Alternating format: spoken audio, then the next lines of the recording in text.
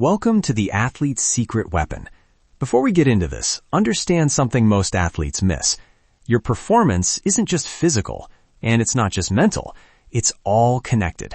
The way you think, the way your body responds, the way you handle pressure, your breathing, your awareness, it all works together. And when that connection is off, you feel it. But when it's aligned, everything slows down, everything feels clear, and you start playing at a different level. Play in flow. That's what we're training here. Not just your mind, but your mind, your body, and your connection to something bigger than the moment in front of you. You're on the sideline, last minute, 1-point game. You mishandle a pass, and instantly your hands feel foreign, your chest tightens, and your head starts saying every mistake you've ever made. Somewhere in that loop, your body takes over, and you lose the play. Sound familiar? This episode is about stopping that spiral, right there, before it owns the rest of your performance. Man, that scene is exactly me last season. I felt like I had been hit with two different people, the Marcus who practices fine and the Marcus who clutches up when the pressure's real. The weirdest part was how fast it happened. One bad rep and then everything speeded up like someone turned the game dial to panic. You try to think your way out of it, but thinking just made it worse. That's the part most athletes never say out loud, the immediate rush of the body that makes thinking useless. You don't lose skill in that second.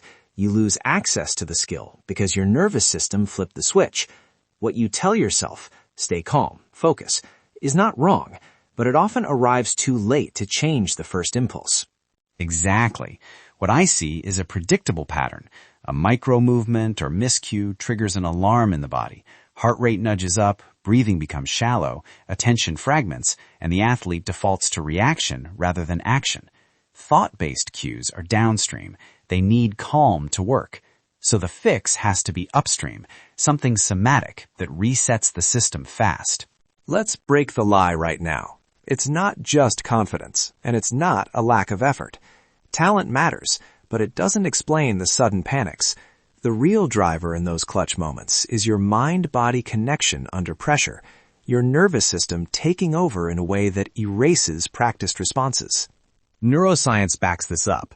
The brain's threat circuits are fast and automatic. They prioritize immediate safety over fine motor plans. So when the threat signal fires, the body goes into a narrower mode. Speed, tension, quick heuristics. That's useful for danger, not for precise sports actions. The trick is training a fast, repeatable somatic response that wins the race against that threat signal and gives you your practiced action back. Which brings us to the tool we'll teach today, the trust loop. Move, settle, commit. It's a 90-second microsequence you can run in the locker room, at a break, or in the 3 seconds between plays. It's simple, repeatable, and built to rewire the nervous system to choose performance over panic. Step 1. Move. This is a very small, intentional motor action, not an overhaul.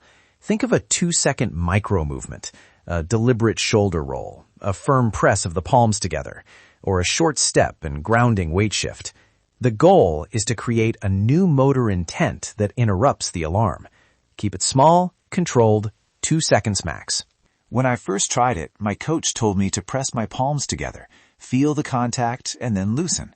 That pressure gave my hands something to do that wasn't freaking out. It felt dumb at first, but it broke the first split second of panic and brought me clarity. Step 2. Settle.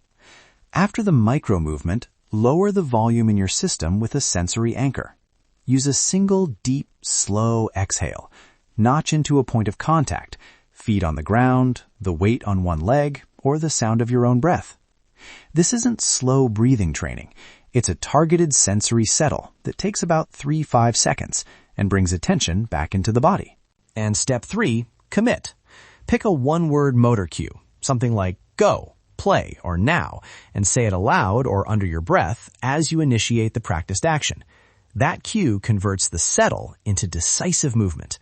The whole loop is move, 1 to 2 seconds, settle, 3 to 5 seconds, commit, instant. Done well, it takes 8 to 12 seconds max, and you're back in control. Can we do a live demo? I'll run it like I would in a timeout. Palms pressed together quick, breath out slow, then go, and I step in. Ready? Move, press, settle, slow out, commit, go, and execute. It felt like reclaiming my decision-making.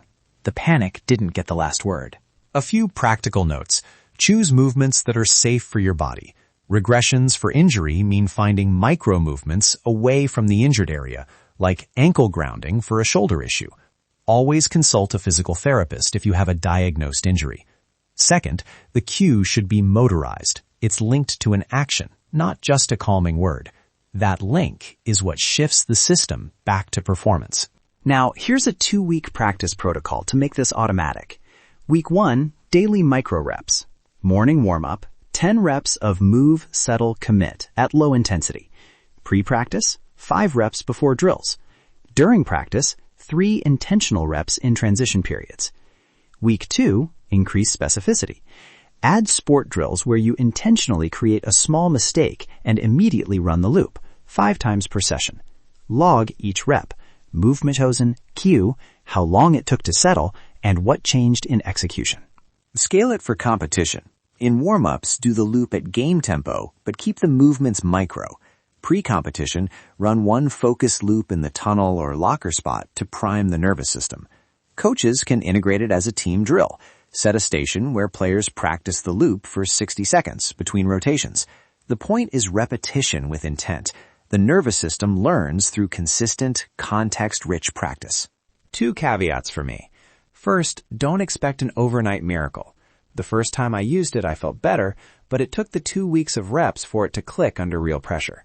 Second, use your log. Write it down. Seeing the small wins builds trust in the loop when the moment gets real. Imagine the future version of you who owns this. Calm under noise, decisive after a mistake. The player coaches trust to close the game. Compare that to the athlete who keeps hoping they'll get over it without a system. Same mistakes, same spirals. Training this loop creates reliable, repeatable control. That's the identity shift. From someone who hopes to someone who practices to perform. Quick success story. Marcus used this during a playoff stretch. After a turnover in the first half, he ran the loop in the team huddle. Move, settle, commit. And came back to make 2 decisive plays. The team noticed. The coach remarked on his steadiness. That external trust builds after the internal training. It changed how teammates looked at me. I wasn't someone who spiraled. I was someone who reset. That changed how coaches used me and gave me more freedom to play my game. Ownership time. Nobody can do this for you. This is trainable, but only if you train it. Here's your challenge. For the next 14 days, follow the 2-week protocol. Log reps. Post 1 15-second clip of your move, settle, commit practice, a warm-up rep or a locker room demo. Tag @AthleteSecret and use #TrustLoop. Coaches, try a 60-second team station and tag the clip with how many reps your group did. Share progress, not perfection. Let's get to work. If this podcast hit for you, don't just listen and move on. Own it. Because this isn't just about what you know, it's about how you show up. Your mind, your body, your habits, your awareness, it's all connected, and it's all your responsibility. And when you start taking ownership of that connection, that's when things change. That's when you are free to play your best. That's when you become the elite athlete you are. Have fun, play hard, and we'll see you next time.